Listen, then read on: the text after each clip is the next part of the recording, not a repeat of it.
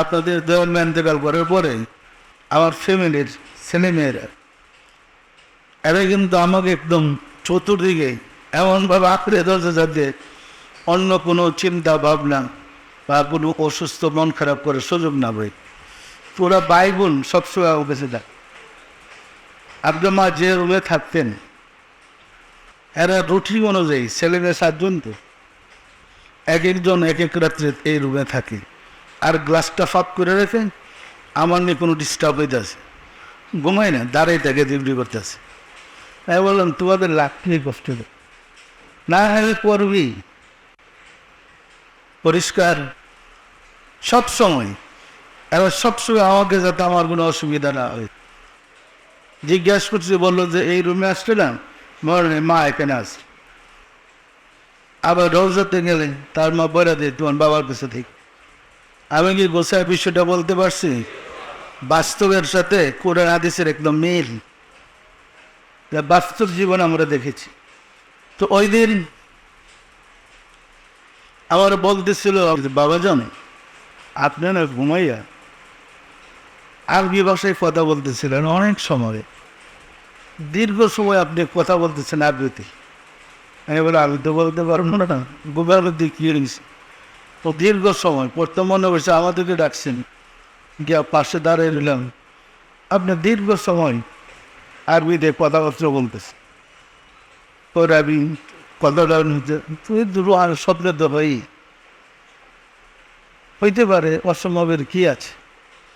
সম্মানিত আশেকের রাসূলেরা, আপনার রাসূল যে সব ভাষা জানেন বিশ্বাসে আপনি বাঙালি রাসূল এরা দিয়েন।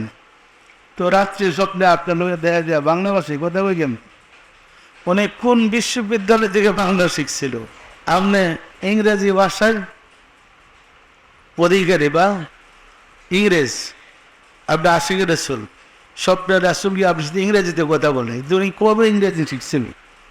তার মানে আপনার ভিতরে যে পরম সত্তাটা, দুনিয়ার এমন কোনো ভাষা নেই জানে না।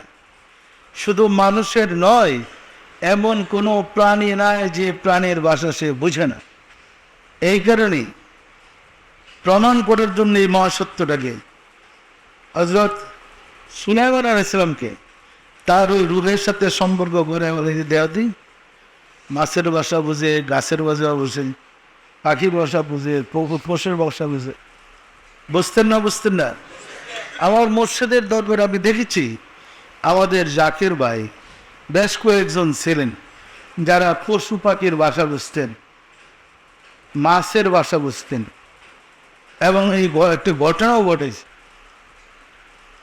বর্ষাকালে আমাদের এক জাকির ভাই বাবাজানকে বললেন, বাবাজান খালের মধ্যে যে মাছেরা যায়, মজু করতে গেছি, মাছেরা প্রার্থনা করেছে। দয়াল বাবাকে বলেন মাছ শিকারীরা যে আমাদেরকে ধরে ফেলে, আমরা তো দরবার আসে নিজেদের মুক্তির জন্য। দয়াল বাবাকে বলেন আমাদের বুঝে ধরে না। তেমন মনে আছে বাবাজান আমাকে বলেন মা ওকে চলেন গেলাম। তো ওইখানে চাই বলে, কোথাও বিউর বলে, চাই বলে মাছ ধরার যে বাঙালি যন্ত্রগুলো, তো দুই পাশে দরবারের সামনে এরকম খালে চাই পাতা ছিল বান্ধে মাছ ধরার জন্য। আমাকে নিয়ে বাবাজান দরবারের এরিয়াতে দেখে বললেন এইটুকুর ভিতরে যত মাছ ধরার যন্ত্র আছে এগুলো সরাই দেন। ওই লোকগুলা যারা মাছ ধরার ব্যবস্থা করেছিল ওদেরকে আমরা খরচাপাতিও দিয়ে দিছি যে এখান থেকে দূরে গিয়ে মাছ ধরেন, এখনো মাছ ধরিনি। কারণ ওই মাছগুলোর প্রার্থনা করেছেন পরিষ্কার।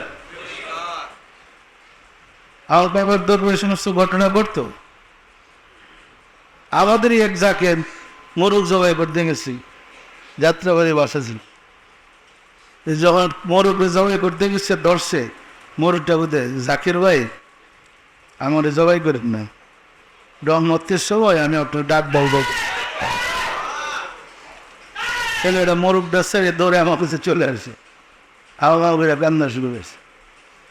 আসলে আপনি যদি পরবের সাথে ভিতরে সত্তার সাথে যোগাযোগ করেন, সমস্ত প্রাণীর ভাষা বোঝা সম্ভব না। সুতরাং তরিকায় সাধনা করলে এই নিয়ামতগুলো পাইবে। নানি রূপ থেকে বাঁচবার লেগে নিব আর বিদেশ পাঠাইবার নালিশ, এগুলো শিখেন না কেন? এর মূল্য তো সবচেয়ে বেশি। পরিষ্কার